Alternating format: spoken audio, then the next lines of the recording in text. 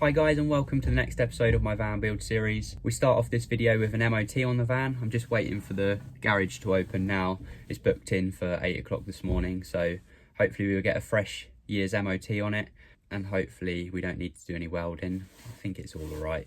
I've checked over the chassis and everything like I usually would, and then in a little while we're going to carry on building the shower room. So stay tuned, and I hope you enjoy this video.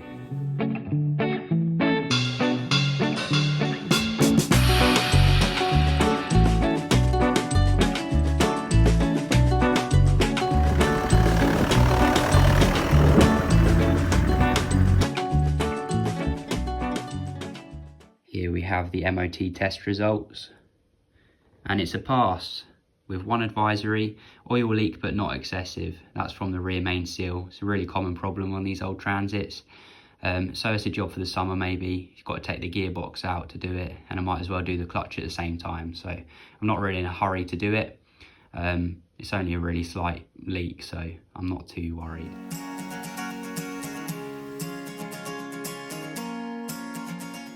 So I'm now going to put a bead of Screwfix round here where the mirror sits inside this frame. Obviously having a large mirror inside a van with all the movements isn't really ideal because it may crack, but by putting this in it should hold it in position and allow it to flex a little bit with the vibrations. And obviously I don't really want this squeezing out where the mirror is because it'll look awful and it'd be a nightmare to clean it up. So just a small bead.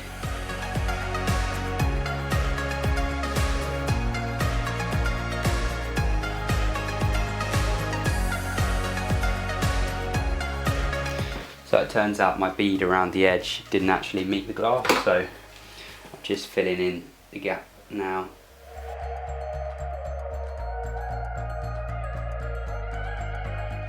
Just going to countersink these as I want the screws to sit below the surface, so we can cover the back of this mirror in hygiene board to waterproof it. And then using these small screws, just fix the ply to the mirror frame.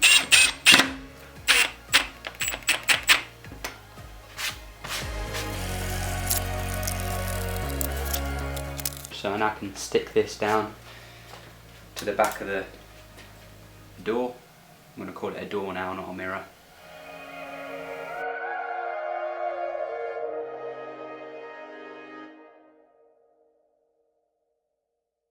It's a little bit overhanging in places, so I'm just going to trim it off using this flush cut route a bit.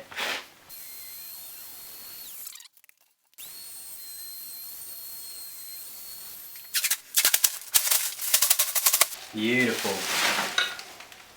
So I'm making sure that this runs completely parallel with the edge.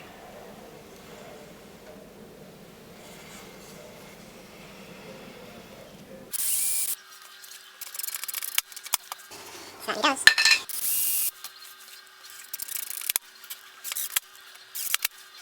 I've measured between the draw runners to make sure that they're running parallel, as if they're not, then it won't run very nice. I've screwed the front panel on. I'm now just filling up all the screw holes with a bit of wood filler, getting it ready to paint it. And now I'm just wiping off any of the dust. And then I'll let it dry and give it a coat of paint.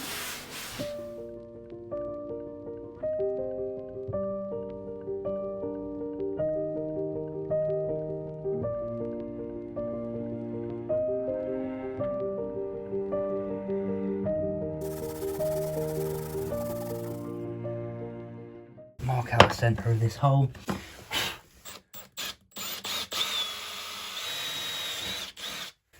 So that's through the bottom of the van. Let's go and see where the hole is on the outside. Okay, so believe it or not, that's actually the best position for it. If I go and move the shower tray around, it's going to end up there in that piece of chassis, or there on that one, or there. Typical, isn't it? So I'm going to have to go through here, and then I'll have to re-weld this or whatever I've got to do. I'm just going to drill through and see what happens. And here it goes.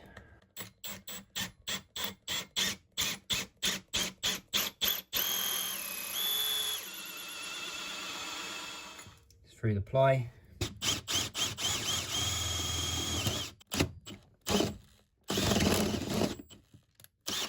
Right then, I've had to drill a hole at a bit of an angle so I can get my waste pipe through there. Whenever you've exposed bare metal, it's really important to paint it, so I've just got a bit of red oxide here. So where I've got that piece of the chassis there, it's a bit difficult to get the waste around the corner.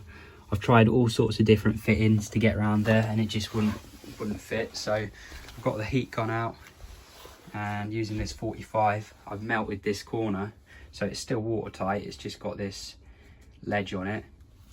Then I heated this up and screwed the waste on, and now that fits through there like that. It's perfect.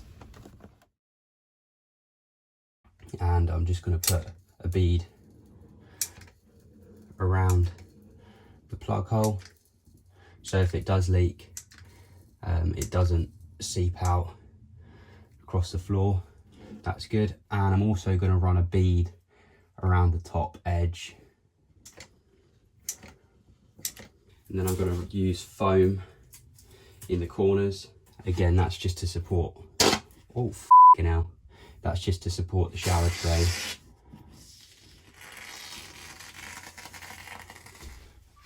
I'm happy with that. So now we can get a shower tray. And it's simply a case of sticking it in.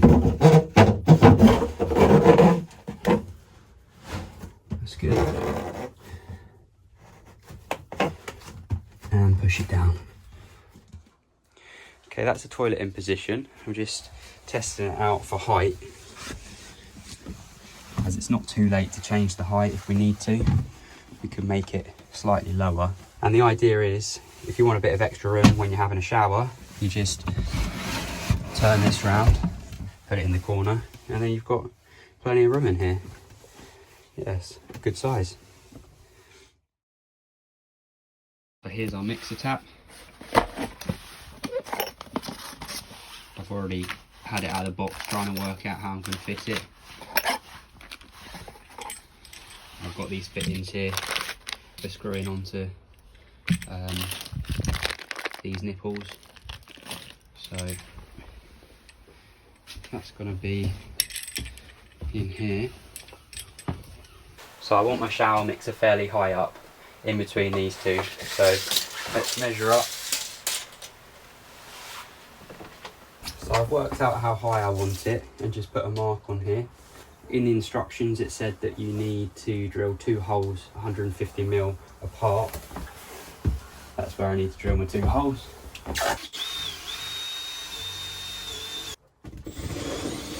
Okay, now I've got my fittings covered in PTFE. I'm just going to poke them through the hole. Might actually have to twist them through like that. And that one I don't.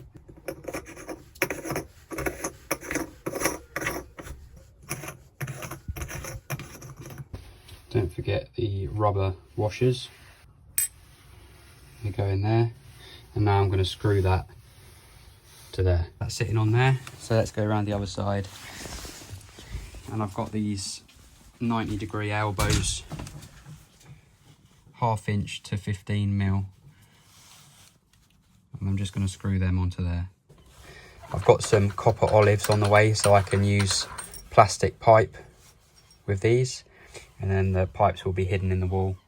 Now I'm happy with the positioning of the shower mixer. I'm just going to take it off and seal around the fittings, so if any water gets behind here, it's not going to leak through the wall. I've just used some silicone to seal around the fittings. Now I'm just going to get my spanner and carefully tighten this up.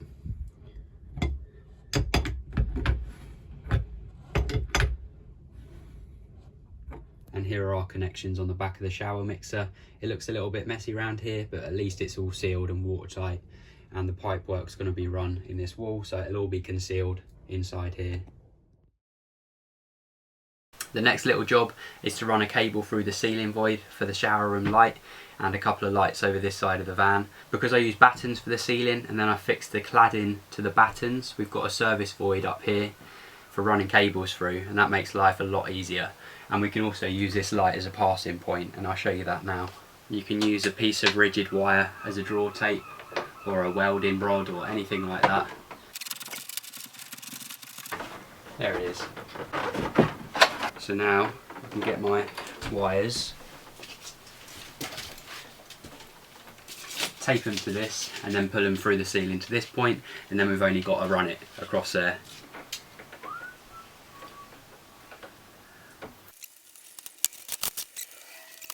And then use this one to draw them across. And now we can put this light back.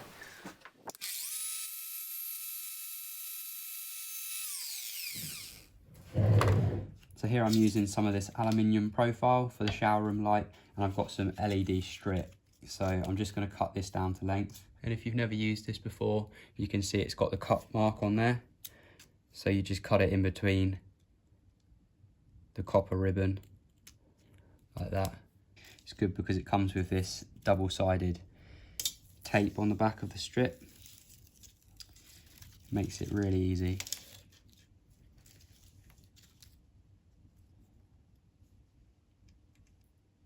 A bit more on there.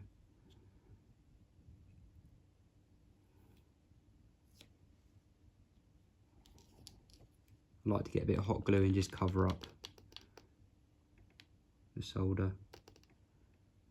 Wet my finger and then press it down.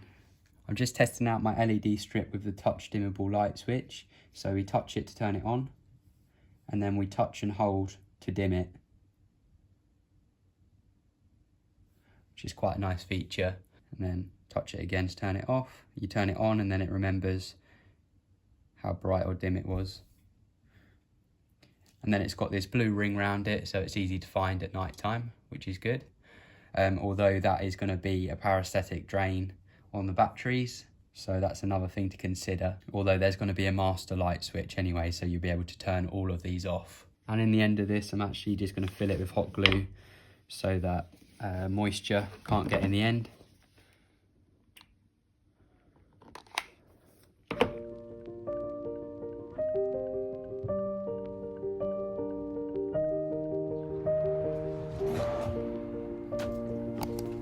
So the next little job is to build a drawer for underneath the toilet. So I need to measure between the drawer runners from front to back and then build something for in there. So all that's left to say is thank you for watching as always. I hope you found this video useful and it's giving you some ideas and inspiration for your own builds.